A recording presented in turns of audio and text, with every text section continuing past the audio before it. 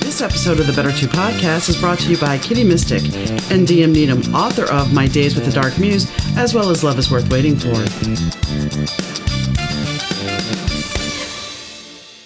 Hi, gang. Donna here. Thanks for tuning into the Better 2 podcast. Today's guest is Kalea. Kalea is a clairvoyant, clairsentient, clairaudient medium, and so much more. Her and I talk about the fact that she's had more than 2 near-death experiences. And she talks to us about what she saw and what she experienced when she was lying there close to death. And in fact, one time she really did die, or at least it seemed that way. So listen in for a fascinating story. Hi, Kalea. How are you doing today? I am wonderful. How are you? I'm good. I am good.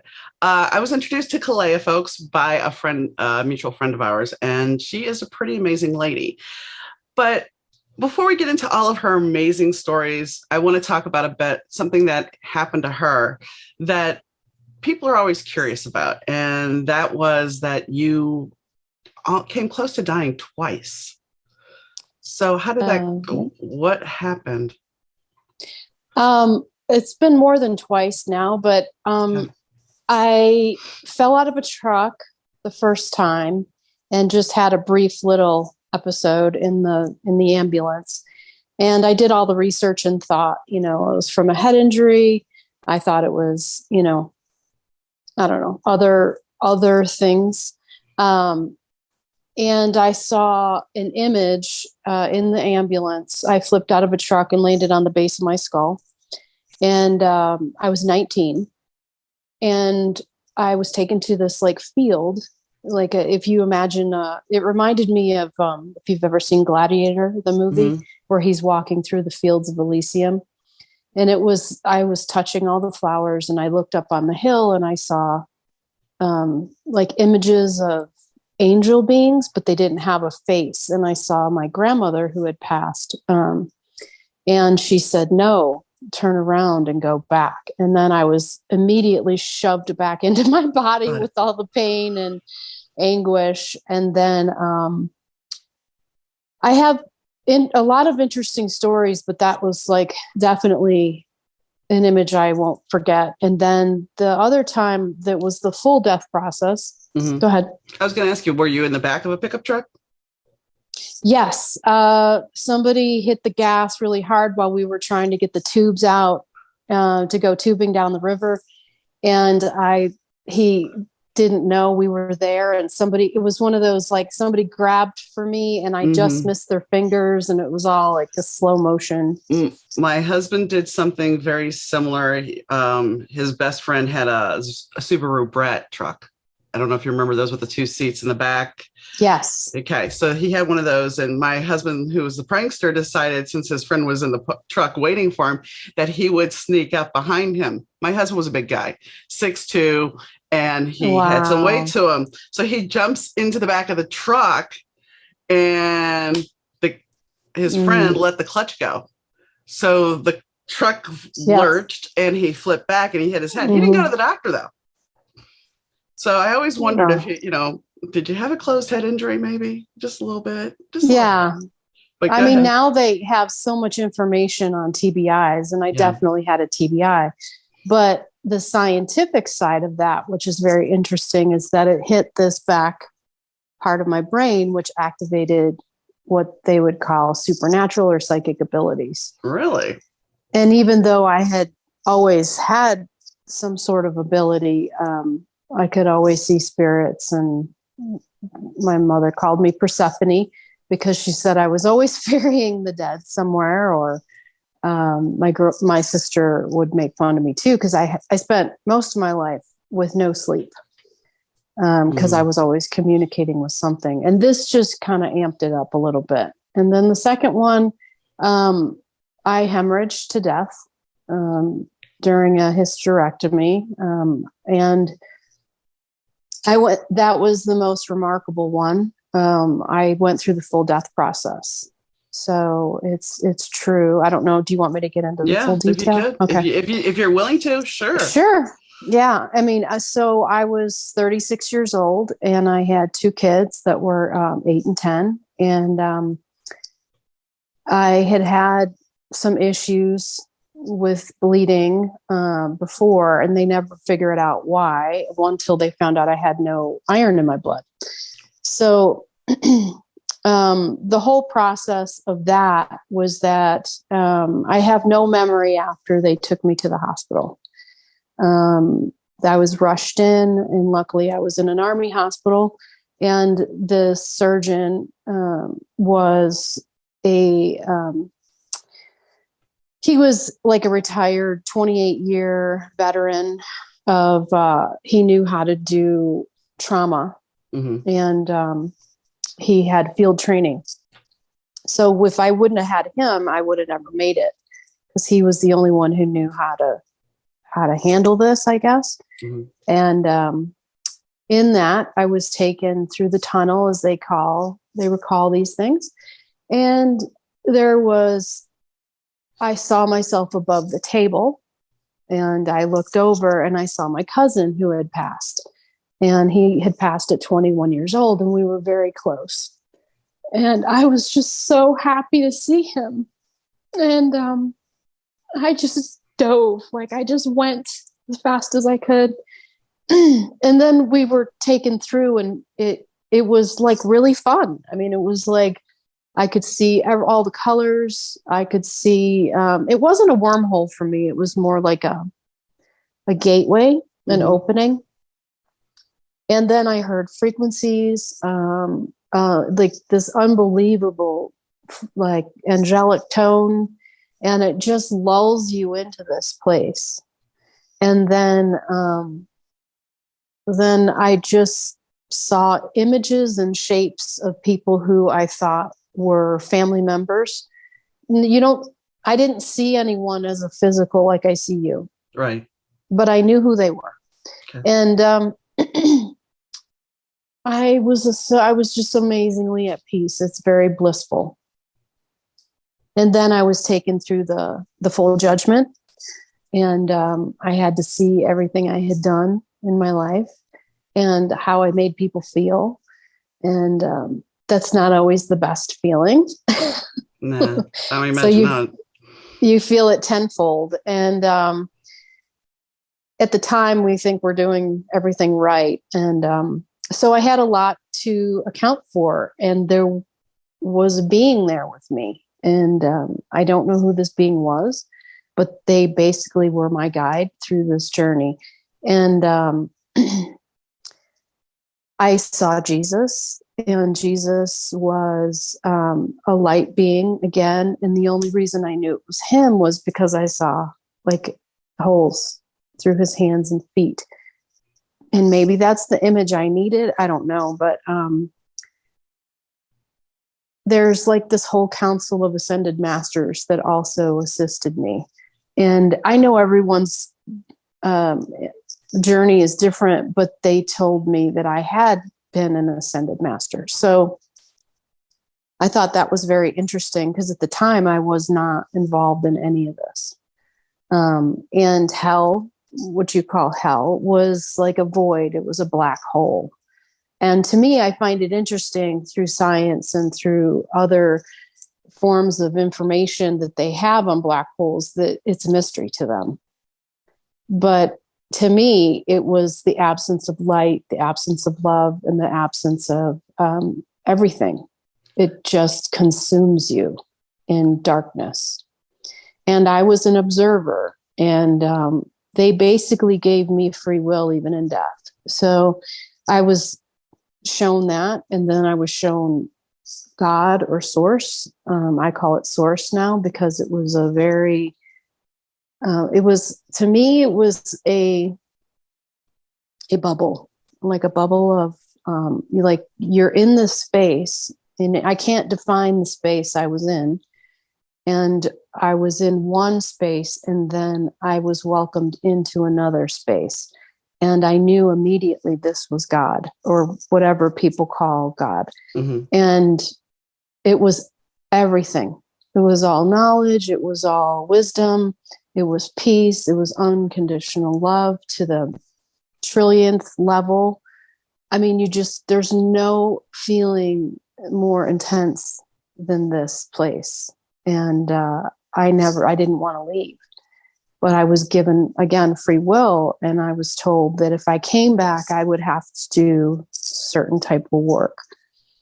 And I didn't know what that work would be. But I was given very strict instructions by who I thought was Jesus, and I still believe it was Jesus, that I was here to assist mankind, whether that was through light and through laughter or whatever it was. I had to hold a space for that. And I couldn't manipulate or control or interfere in free will. And with that, he touched my heart, and I was filled with the gift of the Holy Spirit. I guess you could say that's what it felt like to me. And I was sent back. And I saw every one of my guides and soul team that came in with me. And I was immediately better. I had been in and out for 3 days, like losing consciousness. No one ever confirmed I was dead.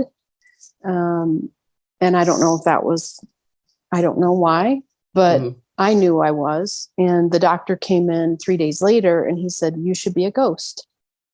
And I said, "I don't think you should make that decision for anyone. It was my free will." And he said, "Of all the patients I've had, you were the one I thought wouldn't make it because I couldn't stop the bleeding." Wow. And I had to get real creative to save your life. And for whatever reason, they couldn't give me a transfusion. So it took me 9 whole months to build my blood back up. But I was really grateful. And everyone there was, I looked at all the nurses differently. And it was like, are they angelic or are they people? So there was a real shift in my consciousness and my awareness. And it took me a really long time to process that, because that you feel like you're going crazy. I mean, you're just like, oh my gosh, was this real? Was it what, society has put us into these boxes of what is normal. And so I dove into as much information as I was guided to, and I kind of overloaded on it. I went into shamanism and I went into healing and all modalities of healing. And I've worked with avatars all over the world. And I continue to learn. And through this, especially today being 2/22/22, we're in this huge portal and gateway. So it's like I'm always downloaded with information. I keep my circle small of people. And I'm constantly 24/7 doing the work. Oh. So people who think that this is easy work, it's anything but. Being in this density, because being in a human body is very dense and it's very uncomfortable. And you feel everything and good and bad. And it, to me, I just want to get everything right so I can go back home. Understand. And I mean, when you're talking about the fact that you're never sleeping, I remember having a sleep study and the doctor telling me, because they did an extended sleep study, because he's like, I don't know why. He's like, why are you so tired? You're on a CPAP. I don't understand. So he does this extended sleep study, which is, for people that don't know, you end up, normally a sleep study lasts until like 5 a.m. or 6 a.m, depending on when you start. The extended one lasts till 3:30 the next afternoon. And what happens is they let you take a nap for like 15 minutes and then they wake you up and then let you take another. And this goes on all day. Oh, sounds grueling. And you're wired, of course, at certain points. Yeah. But it's not like you're going to sleep normally with all these wires. And you're not going to get a normal. But anyway, so he does a sleep study. He's like, you're waking up every 7 seconds. He's like, your mind is not shutting down. Your mind is actively functioning every 7 seconds. So just as soon as you go to sleep, your mind is back going. So I understand what you're saying. It's like, and for me, because I'm a writer now, it's like if I consciously wake up in the middle of the night to go to the bathroom or whatever, and if I have a thought from one of my characters, it'll go off. My mind will go off on that. And it's like, I want to just go back to sleep. So I understand about information downloads all the time. It's just like you're constantly just tired because it's like your mind is always going. It never shuts down. So yeah, I had to get, well, I worked with, like I said, some of the best avatars, and they taught me a lot of how to allow. So everything is a conscious decision every moment, and nothing can enter without my permission. And when I am sleeping, nothing can enter anymore. Right. I have to sleep. And it's healed me immensely. And allowing myself to go into parasympathetic, which is rest and digest, and getting out of this. As humans, we have to control everything, and we have to create this space of dominating everything. Like, I have to have this much money, and I have to have this perfect partner, and I have, it's these needs as opposed to wants, and desires opposed to, there's just this whole other world beyond us. And I'm able to tap into energies that most people can't. And I can take pictures of things because I ask permission for everything.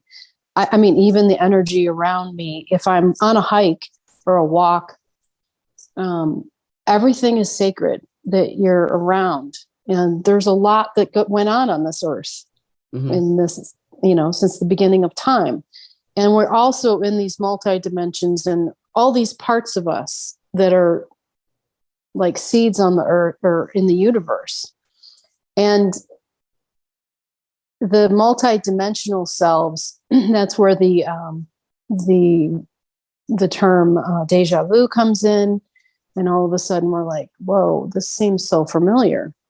But what happens is everybody that we have in our life and who shows up in our life, they were part of something, either, believe it or not, past or future. So either they're priming us or they're reminding us. And we have to acknowledge the patterns of unhealthy behavior and the loops that we get ourselves into, because that's usually a past life karmic cycle. And I am far from perfect in this field. And I learned a long time ago that less is more. So I had devoured myself into information because I thought this was the way to do it. But what it did was I had I think I've had 6 near deaths. What I've learned from that is that we have to pull all those aspects of ourselves and ground ourselves in this current timeline, or we're spliced into too many parts. So I think it's huge for us to be consciously awake and aware every single moment of our life, because if we feel something that pops up and it's very uncomfortable and it feels like nothing you do can break this, that's your mirror of your karma. So we're always hitting rewind and replay with different characters, different partners, different people, different bosses, different mothers, fathers. And we have to look at this and stop and say, okay, did I do this to them in the past life? Because I need this to be done.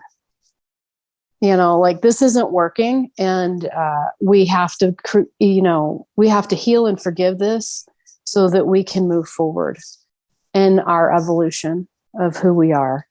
And it's the only way we can tap into the higher frequencies. And the reason I use that word is because the higher the vibration, the more connected we are to source or God or whoever you call your creator. And the lower we go, that's where all the miscreated energy is. And some people use that term as ghosts or demons or entities or there's a lot that goes on behind the scenes. There's vampire energy, there's dark lords, there's all kinds of stuff that people meddle in and play with and then wonder why nothing is working. But it's just misinformation. We just only know what we know, and we're only taught what we're taught. And when I died, that was a wake-up call for me, because Jesus also told me to beware of the words of men, because they will deceive in my name. And I'm also an ordained minister. I don't have a church or anything. Yeah. But I do it for healing. I do it to, it's just another avenue for me. My list of accomplishments is huge, but it doesn't matter, because it just is this is what I'm here to do. Right. And I'm always asking, show me a better way, more efficient way to do this work. And not everybody's ready for this work. I have on one hand, in the last 30 years, literally on one hand, people that just couldn't do it or got repelled from it because it was not them in charge. There was something else in charge. And that's free will again. I can't remove dark energy if someone has made a pact with this energy. And they'll immediately say, you can't touch this because we have a contract. And then I have to explain that to a person and say, you're the only one who can do this, not me. And I can't interfere with that, because I can't even interfere with that free will. Which we got into a conversation when we first talked about the fact that people sometimes say, well, I will do this. If you give me this, I'll do this. And you said that's something that people should never say. Right. Making deals of any kind and not putting a higher power in charge of it.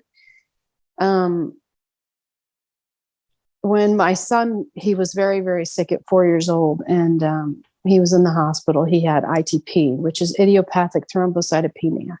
And they kept telling me he had leukemia. Well, he had very low platelets, but he had a blood infection from, believe it or not, a piece of mulch. And he was in Children's Hospital in Chicago for 4 months. And he had to wear a helmet. And it was just, I was just watching these little kids die on this ward from all kinds of stuff. And it was, grueling as a mother. And I remember being in the shower and just dropping to my knees. And I handed it to the Holy Mother. I said, I can't carry this. I don't know how to help him. And I say Yahweh in Yahshua, because that is the way he wants to be called, God and Jesus. And that is his name. And I called in the Melchizedeks and the White Brotherhood of Healers. And I said, if this can be healed, I hand it to you. By the next day, they released him and his platelets started coming up. Nice. And I have stories of this my whole entire life, like miracle upon miracle upon miracle upon miracle. And sometimes we just have to realize that when we have a contract, it doesn't matter if you're in a car. It doesn't matter if you have a terminal illness. It doesn't matter where you're at in this world. When you have reached your point to go home and you agree to that, there's nothing that can reverse that. Right. And I understand that people just want to prolong life, but you have to ask yourself, is it a quality life? And is it serving you? That was always the conversation my husband and I had. And, he always had said he'd rather have, quality of life than quantity. Right. And so I got put in a very precarious position because he passed in the car. And, I knew intuitively that there was no coming back. And I knew he didn't want to be on life support. But yet, because we got to the hospital and it took them, he was without oxygen and they didn't have him back for 45 minutes. So the chances of him actually being a functioning human being after this is next to none. And I know this, but in that situation where you were so worked up, my first question to them was, when they got him back, because they first brought me into the family room When they brought him back, Mm-hmm. they bring me back to the ER. There's this machine, which is mortifying, that is doing the chest compressions. And he had cardiac bypass surgery roughly 10 years before that never healed. So I know this is just not good either.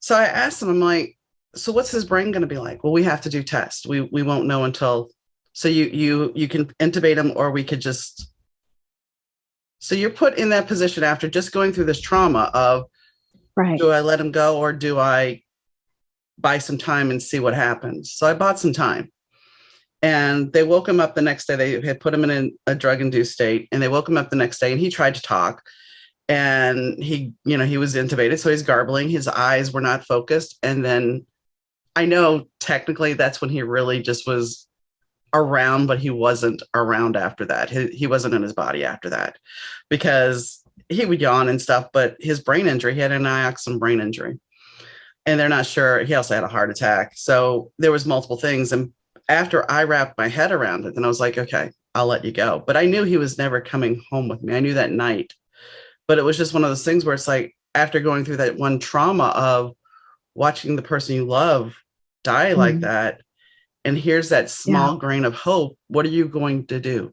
Because what if there's that small chance?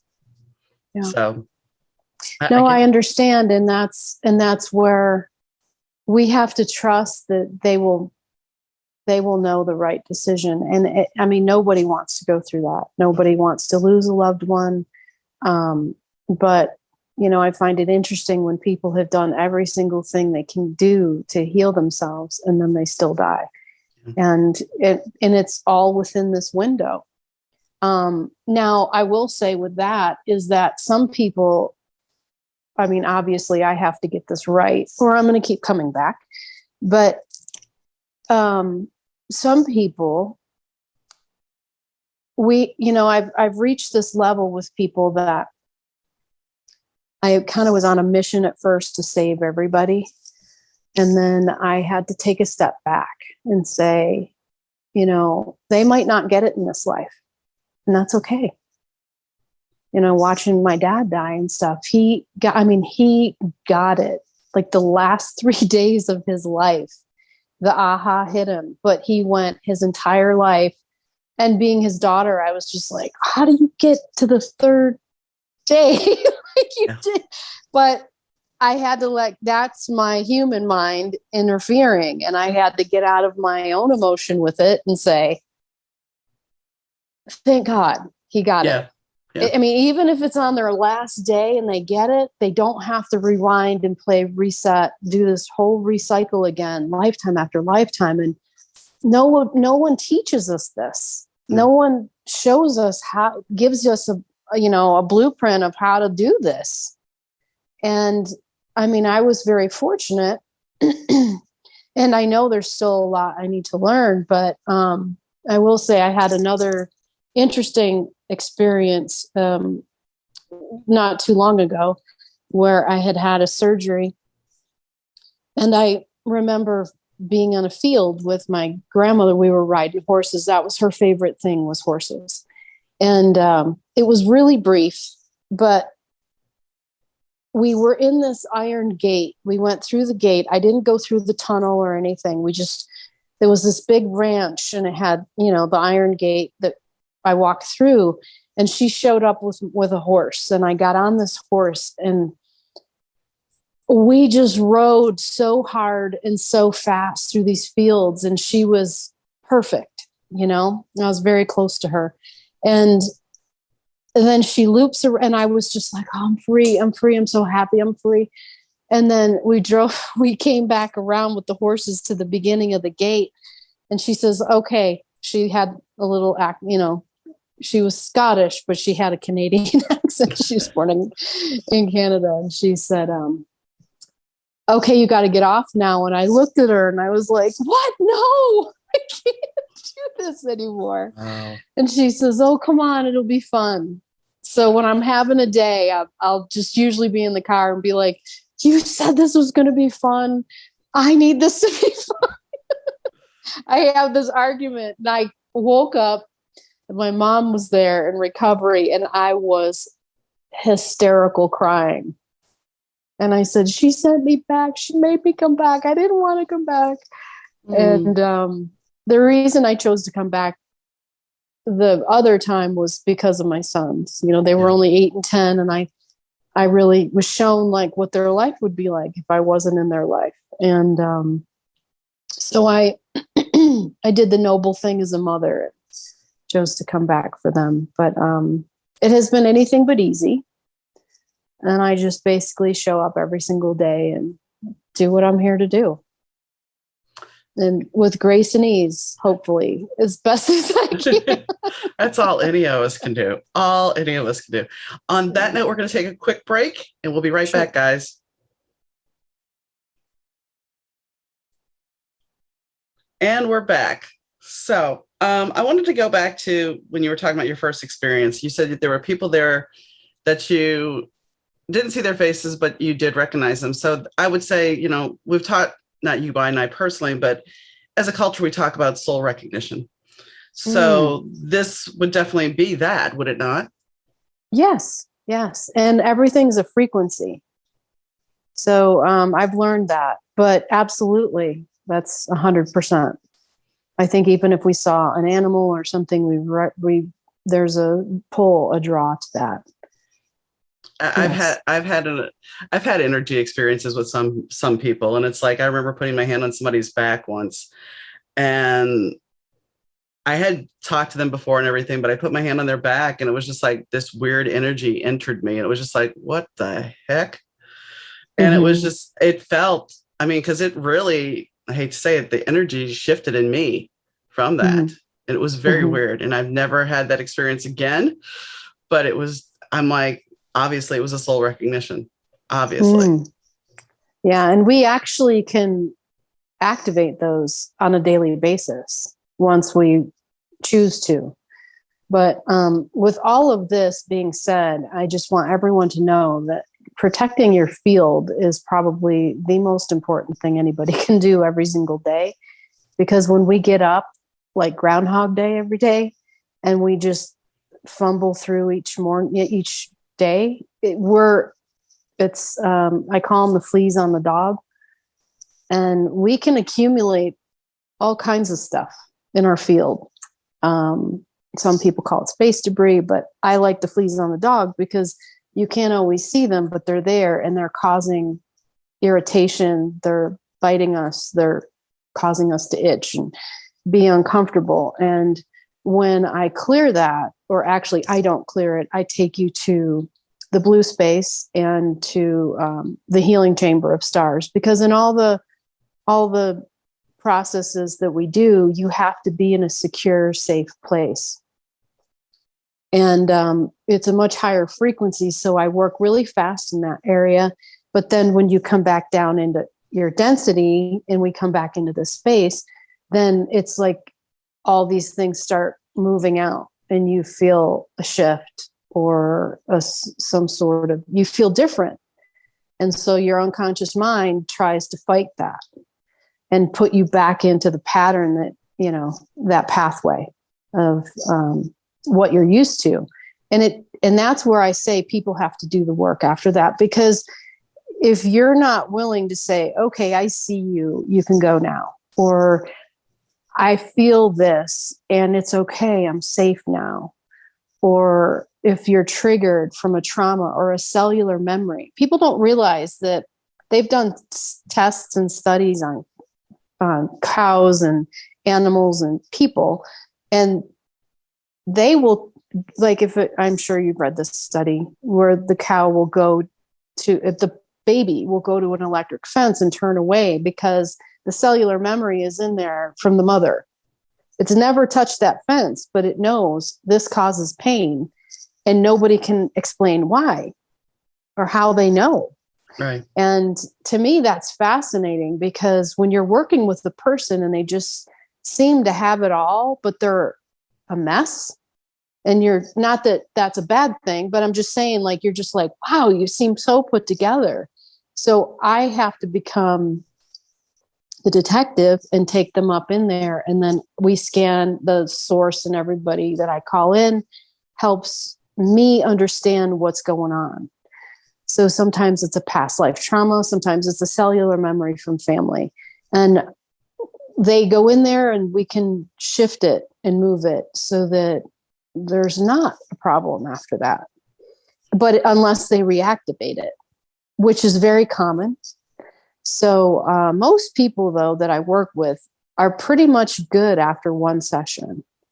So, and again, I'm not doing the work. I'm just the conduit to get you to show you the door of your highest and best good, and to get you into a space that is safe and nurturing and supportive. And I think most human people, animals are able to go in that space easily, but humans, we get in our way so much, and that reptilian brain kicks in, and then the insecurities and all the self-talk and doubt come in. So to me, it's fascinating and I love doing it.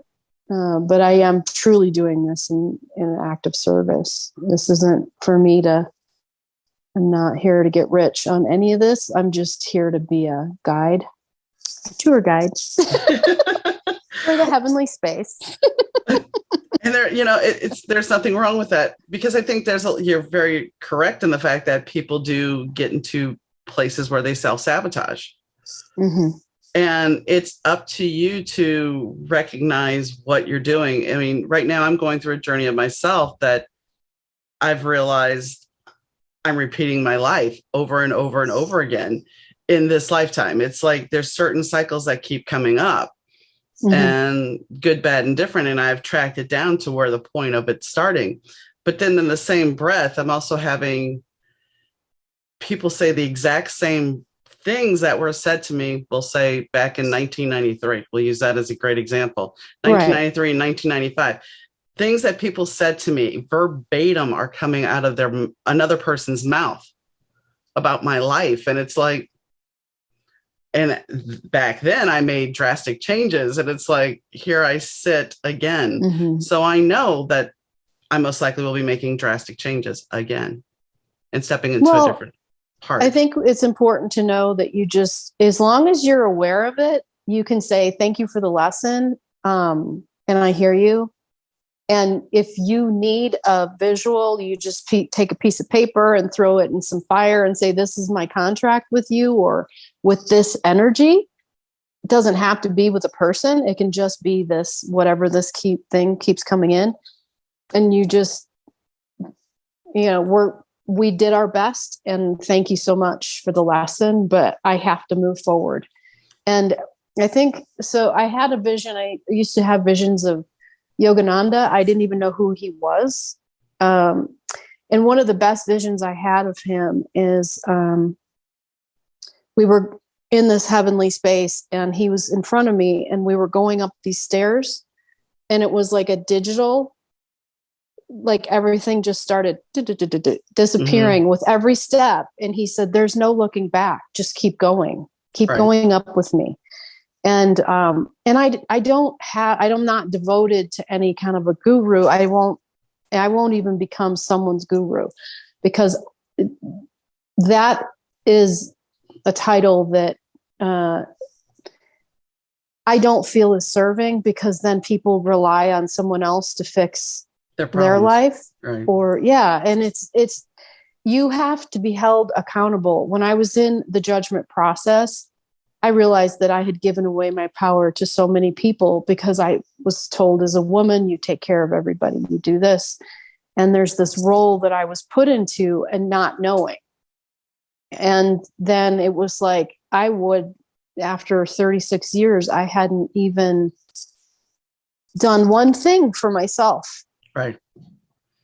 And that was huge. And I had to do an inventory of my life. And I lost a lot of people at that time. And I just had to be discerning, very, very clear in what my intention was here.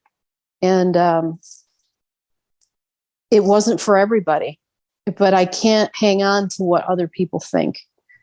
And it's an island. Right. And what I was going to say is, the people that are giving me these little messages, the ones that are like, well, because mm-hmm. one of them was like, you're bigger than a small town.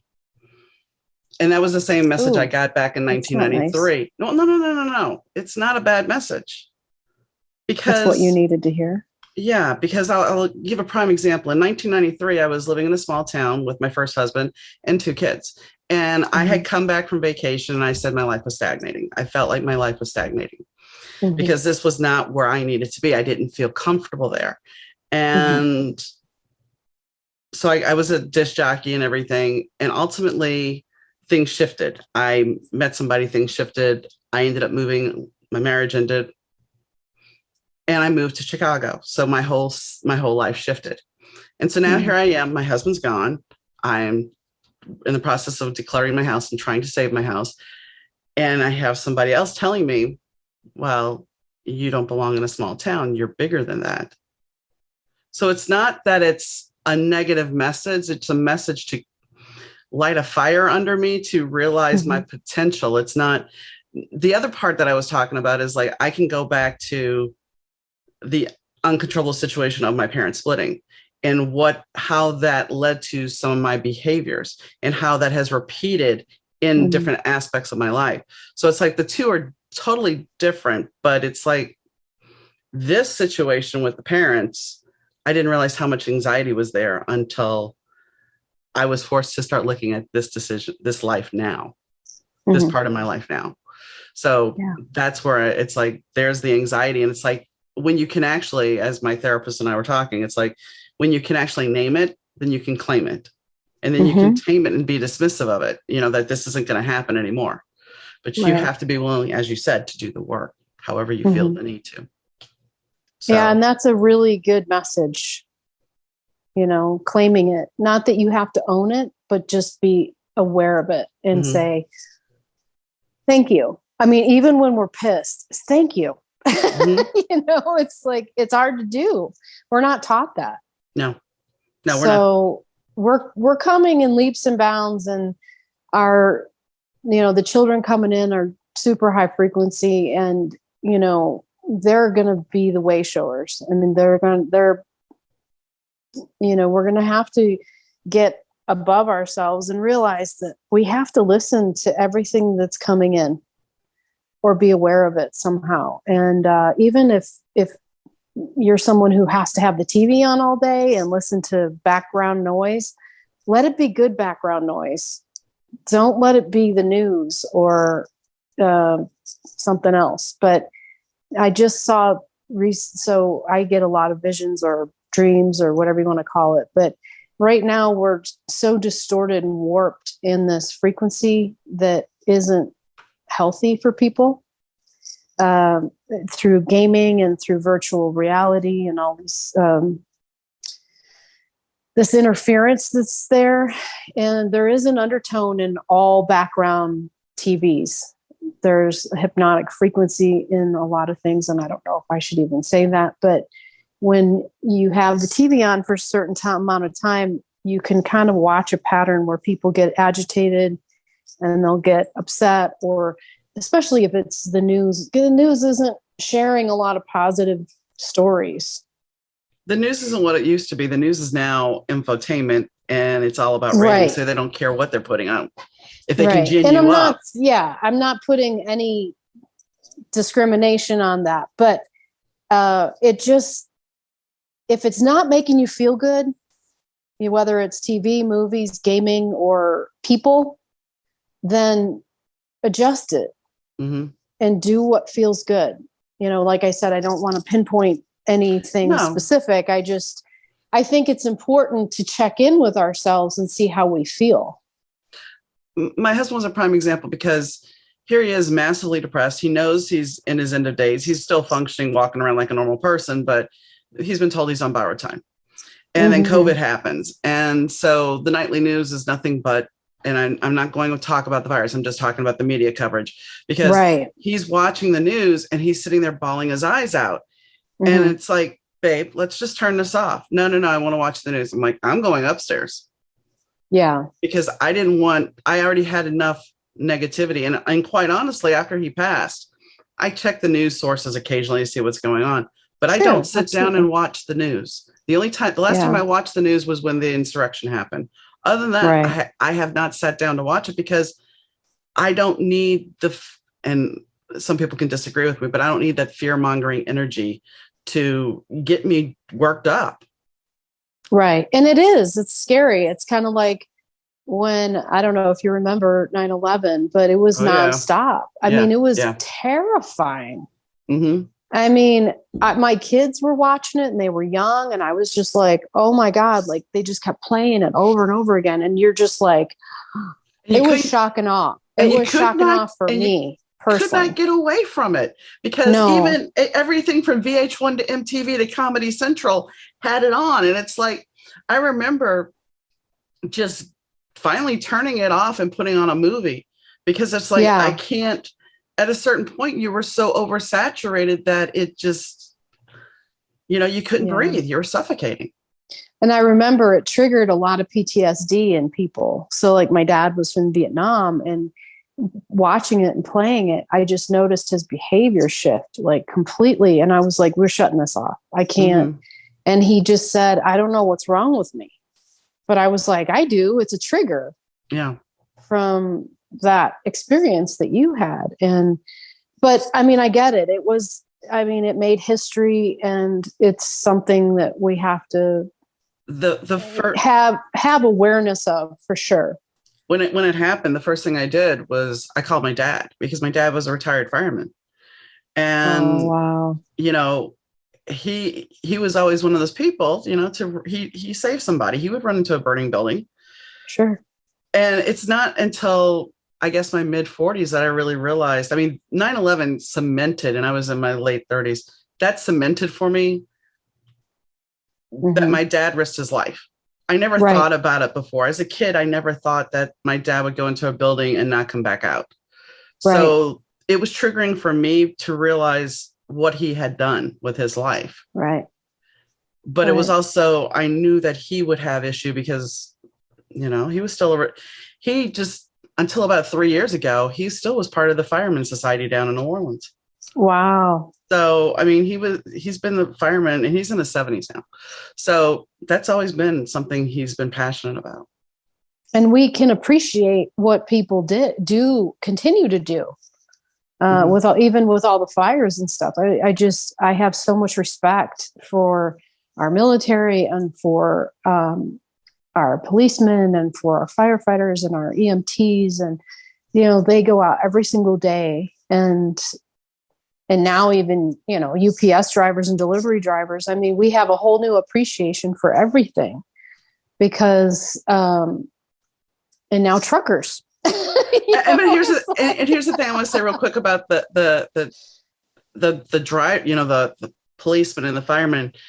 And I'm guilty of this. My dad has had a drinking problem occasionally. And the fact is, we don't look at what they go through. We don't look at what they see.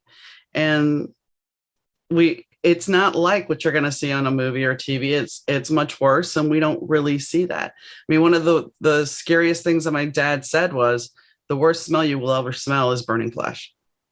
Yeah. And to know that, it's like, you don't think about those things until you're older and you can reframe things, because as a younger person, you don't grasp that. You don't want to grasp it, which takes me back to something that we don't want to grasp. When you're talking about hell, basically what you described as solitary confinement, except on steroids.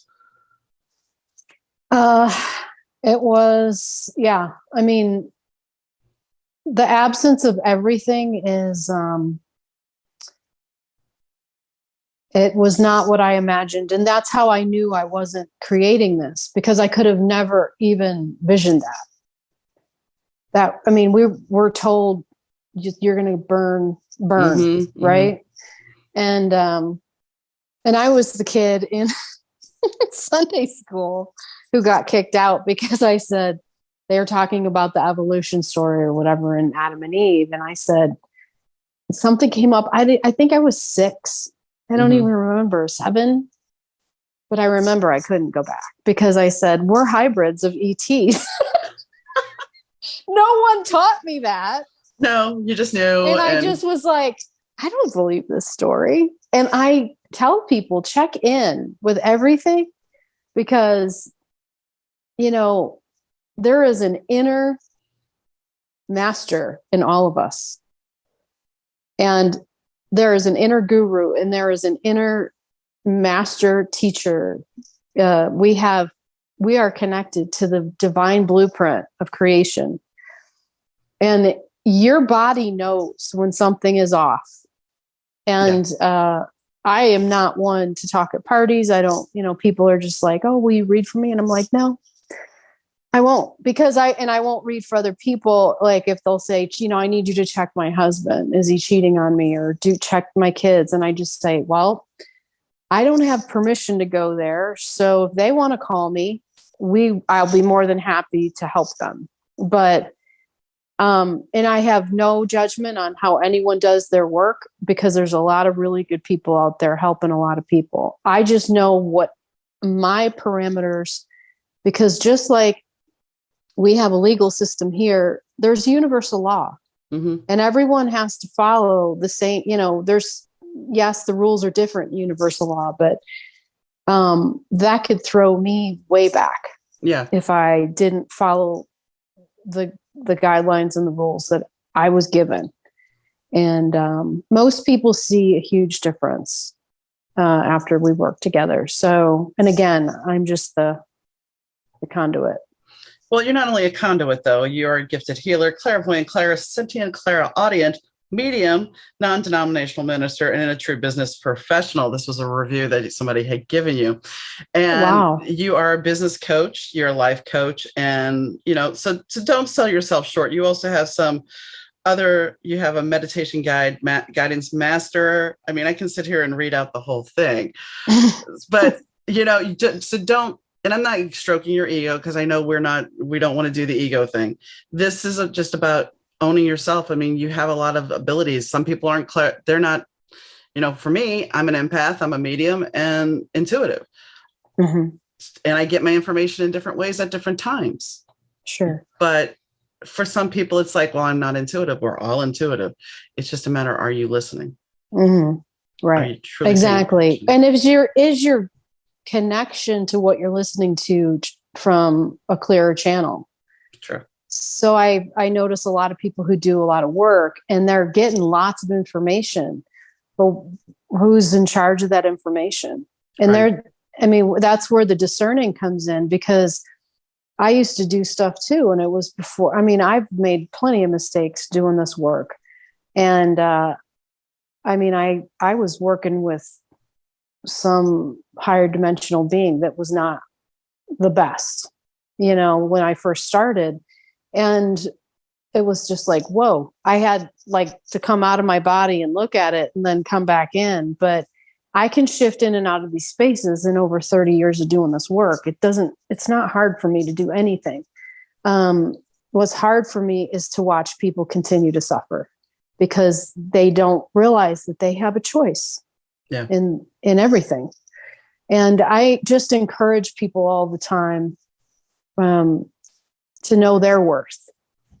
We're magical beings on every level, and we have to get excited about that and start tapping into our true source of where this came from, so that we can evolve and move into these higher frequencies. And I was recently given a vision or a message that we are going to hit 5D, and from 5D, we're going to go to 9. So if you think it's been hard now, yeah. It's like getting, going through space with no suit on. It's going to be intense. Not everybody's going to be able to be here. Not everybody's going to handle it. Sorry. No, that's okay. An astrologer said that with the Leo full moon, that she is having clients, she's like, we're walking into the unknown. This is how she put it. We're walking into the unknown. And there's some of her clients, when she's telling them this, they're like, I'm not doing it. They're like, she goes, well, you don't have to do it. But I guarantee you, when you decide to do it, it's going to be much harder. So you either do the work now, or it's going to get harder. Now, explain a little bit to, what do you mean by 5D? I know it's a frequency, but explain a little bit. So everything outside of the Earth, the other planets, they all vibrate at a higher frequency of 5D. And I'm not using that in a Wi-Fi, cellular, or data. I'm talking a frequency that allows us to see beyond the veil. So a lot of people who've done psychedelics, they can remove the veil briefly because it takes them into a higher frequency. Now, I don't encourage anybody to go out and get some psychedelics, but that's basically what it does, is it removes the veil. So we can see more clearly through our third eye and open up more aspects of our brain. So what's going to happen is the higher the frequency, the more ability we're going to have with our brain. And that's where these new kids are coming in, because most of them are telepathic, and most of them have a lot of abilities.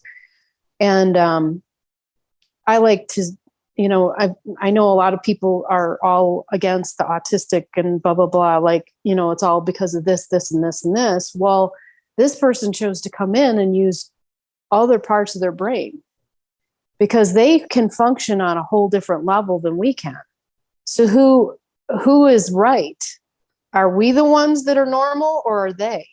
Because I've worked with autistic kids, and I'm not putting them in a category, but I'm saying, like, I can communicate with animals in a sense, not like an animal communicator, but everything has a silent language. Like, if you watch a baby enough, you're going to know, okay, this baby needs help. This baby's in pain. This baby's hungry. Animals do the same thing. They give you these things, their tail gets fluffy, the hackles come up. They don't need words. And I think if we could get to that point where we can address somebody in a frequency level and connect with their heart energy instead of a more primal energy, then I think everything is going to evolve. But what happens is the higher you go, the less emotion you feel. So as we reach these higher frequencies, all this old stuff that we have over here, that's just like, oh my God, this person screwed me over and now I'm pissed. And, we go through all these layers of energy and frustration, and I'm super happy and now I'm super sad. And all that's going to start peeling away. And that's where, when you get into like 90, that's a light body. So when people talk about the rainbow body and stuff like that, it doesn't mean you're dead. You just vibrate at a totally different frequency that we can actually see. So the 3D comes in a low density. That's why everything is so concrete. You get to the higher frequencies, you're not going to see walls in a room. You're not going to see a ceiling because there is no ceiling. Everything's at this high vibration, and it's just like an isness. You become everything around you, and you can manifest everything around you. And obviously food won't be important. And I think it's important that people realize they're going to start changing. Like, the material things aren't going to be so important anymore. Food isn't going to be that important anymore. So animal flesh and things like that, people are going to start getting, like, they might have loved meat, and now all of a sudden they're just like, I can't digest it properly. Like, I feel worse when I eat it. And so the high vibration comes from high vibration foods. So you're not going to crave the sugars. You're not going to crave the chips. You're not going to crave the over-processed foods and things like that. So, I mean, we have a ways to go with that, obviously. But when I heard that, I was just like, oh, sweet. Aren't we kind of setting this up with virtual reality? I mean, what you're describing is in a way virtual reality, isn't it? It is, but they're also desensitizing us. Yeah. Emotionally. Yeah. And that is a perfect place to learn if the learning is about love. Right. Or kindness. Not most of the time it's not. Rape and killing and war. Right. Why do you think it's much easier for us to embrace the darker sides of things than the positive? Because everyone who is alive should go through the dark night of the soul. The dark night of the soul is our shadow self. And you have to make friends with that. and understand where your darkness is. And that's the balance. So, I know a lot of people are like, we just want peace. Well, there's no balance in just peace. Right. The universe it's the ultimate scales game. If we go too far, which is what's happening today, the universe is sliding us back into center. Well, it's been happening, but it's like, oh no, we've tipped too far back this way. So now they're like, nope, we have to be in the center. So there's good and bad. There's light and dark. You can't see the stars without the light of the, planets. Right. And they're just, I think people need to realize that everything is cyclical and it's a balance. Well, and right now we're marching into that Pluto return for the U.S. So things are going to be shifting in a major way. Right. And the earth can only handle so much. And, history is our best teacher. If you go back and look at the Atlanteans, the Mu, the Lemurians, all these really super high civilizations that used their third eye and used technology, there's always somebody who has to abuse it. Mm-hmm. And that's where ego comes in, or the lower vibrations. So the lower vibrations take over the mind. And it's kind of like the Lord of the Rings that, so the ring can give you all power, but are you strong enough to resist that and use it for good? And there's always the hero's journey in every story. And why is that? Because we have to face that darkness within us and say, okay, yeah, this part of me is a little off, and we're going to go down this road. I want to go to the bottom of this barrel and clean it out. And that's been the joke, is I've been cleaning out everybody's basements for them lately, but then I also want them to look at what we pulled out. It's like, we can pressure wash this thing, and but you have to identify, where you're at in this level. It's let me empty my purse out. I've emptied out my purse, and oh wait, now it's full of receipts again. It's up to you. You can choose to quit putting all your receipts in your purse and take care of it, or you can choose to keep piling them back in. Right. Or your car, or you get stuff. But anyway, I guess people don't bring in the everyday into the everyday. No. You know what I mean? Mm-hmm. Or when you get in that mode where you just got to move the energy in your house, and you pull everything out, you vacuum everything, you move everything. And I've moved 36 times, more than that, 39 times. And because we were a military family, and my mother liked to move a lot. But it is amazing to me that even if I was in a place for 2 years, that there would always be at least 30 bags of trash in your house that you just weren't aware of. And it's just like, where did this come from? Yeah.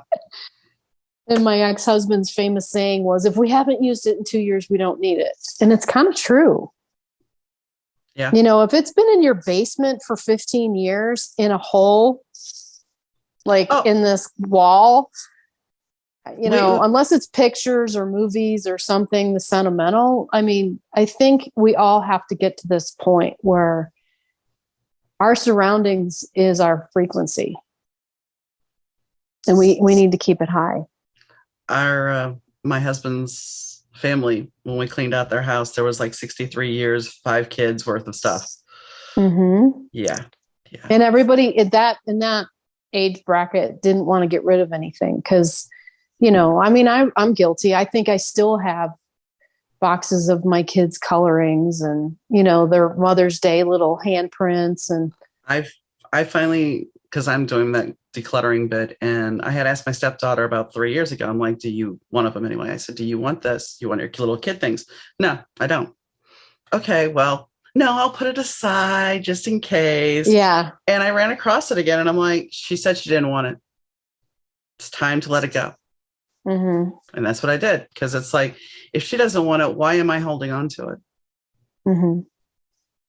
Yeah. And it's the same thing with friends. I mean, I know that probably sounds silly, but like, you kind of need to check in with the people you surround yourself with. Mm-hmm.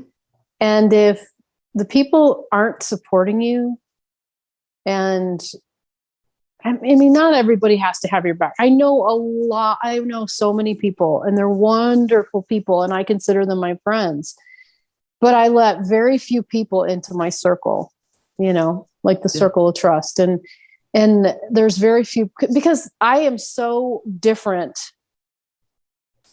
than most people. It's very hard for me to have intimate relationships and close relationships with people, because even though it's like, as soon as you meet, it's like, oh my gosh, this is so cool. I would think this would be so awesome, until it's not. Yeah.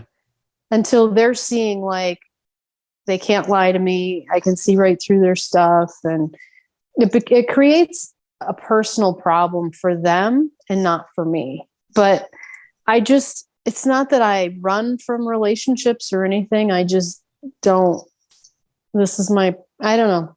I've had relationships, and I've had wonderful people in my life, and I've lost some to death and to other things. But when and here's the thing, when you have friends, sometimes when you're an intuitive, mm-hmm. you have friends that are really good friends. And then you have friends that learn that you're a reader. And suddenly your friendship is no longer about being friends. It's about, hey, can you do this for me? Can you just check one thing? Yeah. It just take 5 minutes. Well, I mean, are you going to, I mean, I am 100% with integrity. And I actually just had a lady recently who said, it was like an emergency thing. I had to work with her and work a whole hour with her. And then I could tell she wasn't ready to shift or move, period. Mm-hmm. And she said, I just think it was a lot of money I don't feel any different. And I said, then I'm not cashing your check. But, I know what I did, and I know what worked and what didn't work. But I'm not going to go there and be like, well, I just wasted an hour. No, I held space for an hour. And it's very rare that somebody won't pay me. But again, not everybody. I mean, I consider myself advanced, and the people that send me referrals know that.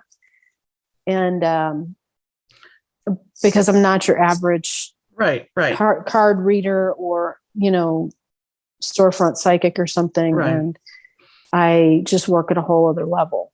I love to see the stories of transformation too, in the same breath. It's amazing to me. Well, and I mean, I have friends that are readers, and we do swap, but mm-hmm. I've had friends in the past that were just friends that are like, hey, and it's just like, no. and that's as I get older, I think it's easier. I create better boundaries, mm-hmm. and I don't have to be mean about it, but I know the vampires, mm-hmm. and I know the people who are feeding off of my energy, and I just keep a distance. Yeah. And I know there's those people who I couldn't talk to for 5 years, but they would have my back in a second. Right. And there's a really good book. It's a Western. It's about, I can't remember the name of it, but it's about basically you have 5 people in your life that you would take this river boat ride down.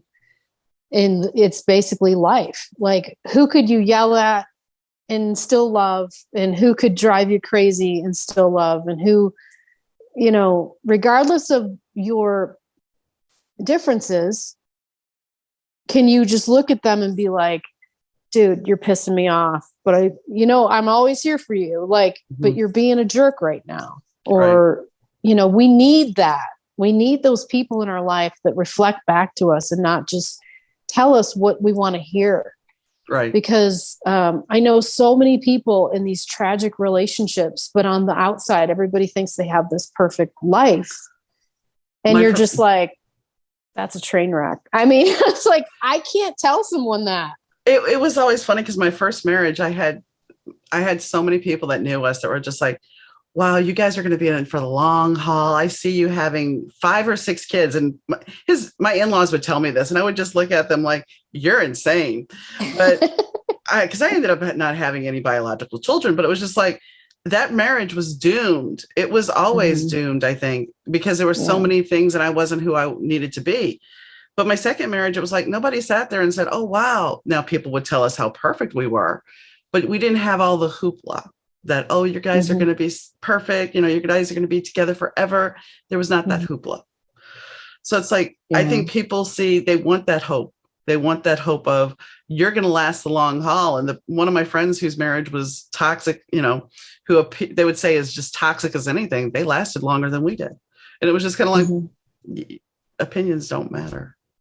Yeah. I was married 20 years and he was my best teacher, but it was anything but easy. So he was my soulmate. He was my mirror. And I had 2 beautiful children with him, and I could never hate him or hate anything about him.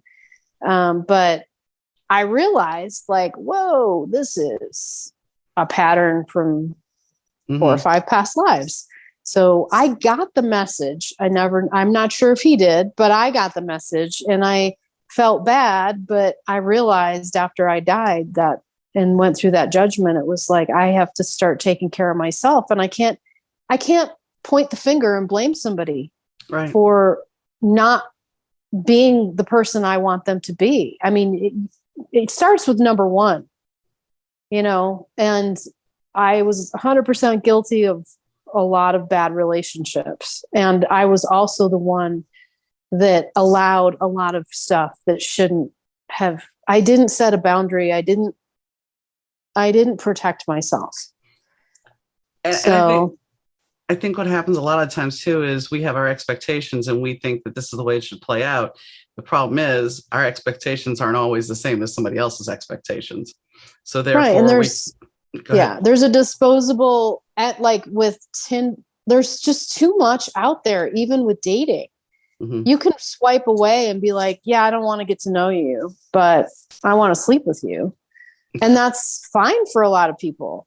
But every person that you engage with in a sexual act creates an anchor and an aqua cord. And the aqua cord gets dropped in to your belly button, your heart, and your throat.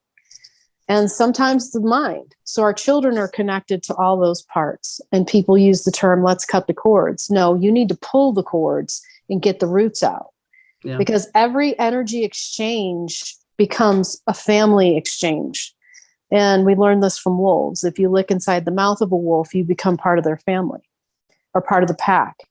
And I'm not saying that, you know, people shouldn't do that. But I think if people were aware of what they were actually doing, they might be more conscious of who they're exchanging this really intimate energy with. Yeah.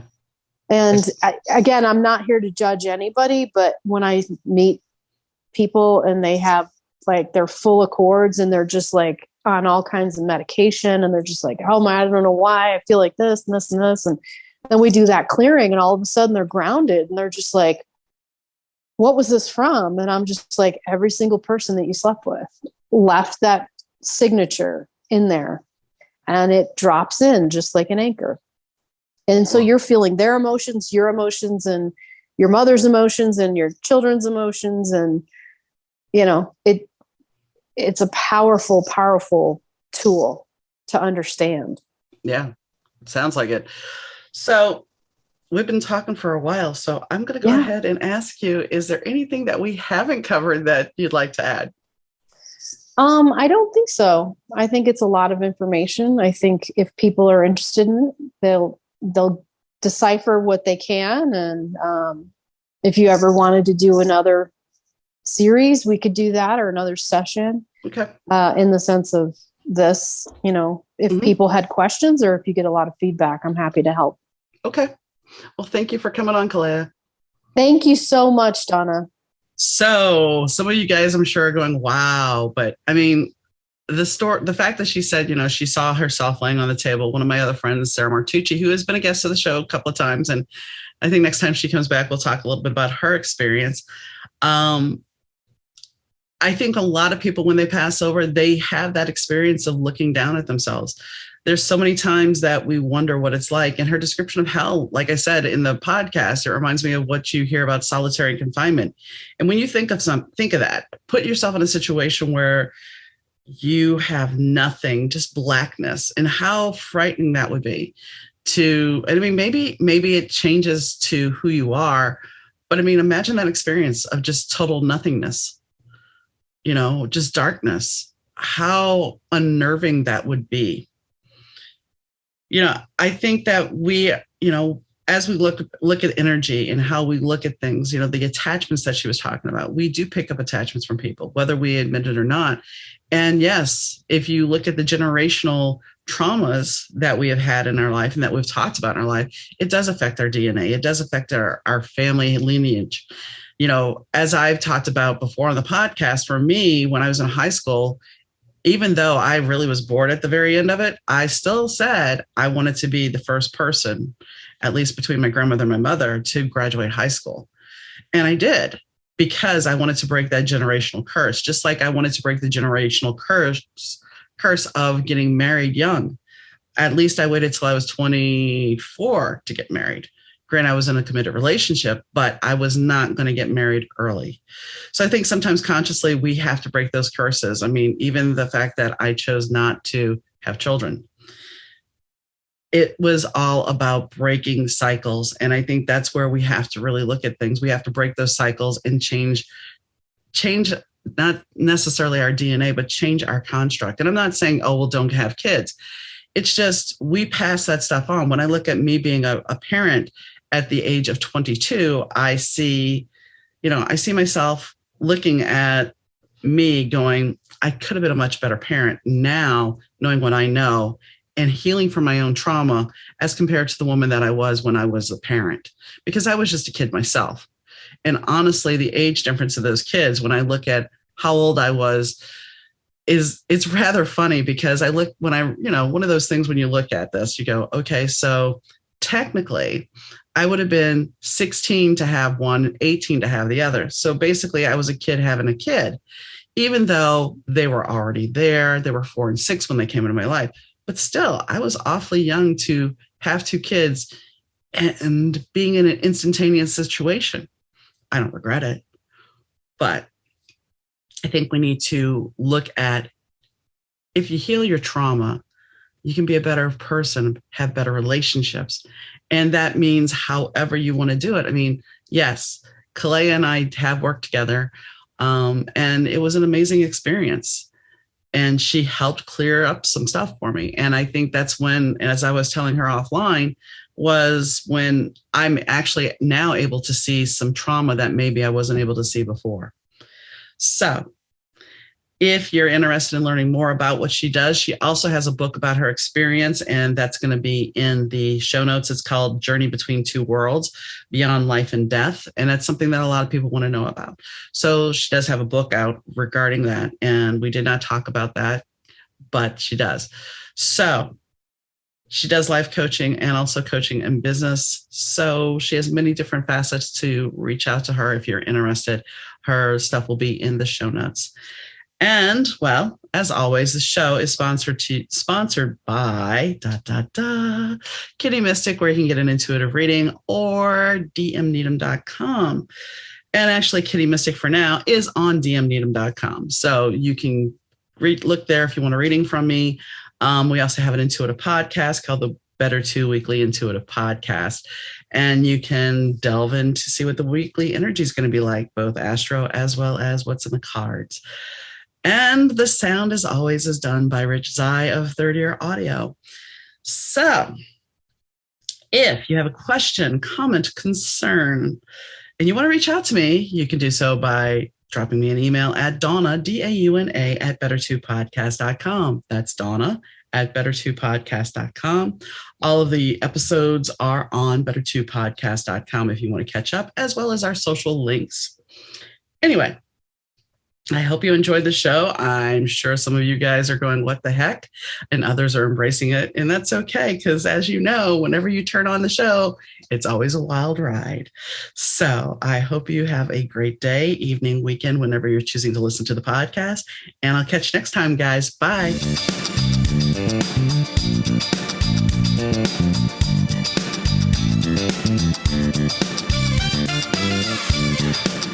The Better 2 podcast is mixed, edited, and produced by Rich Zai of Third Ear Audio Productions.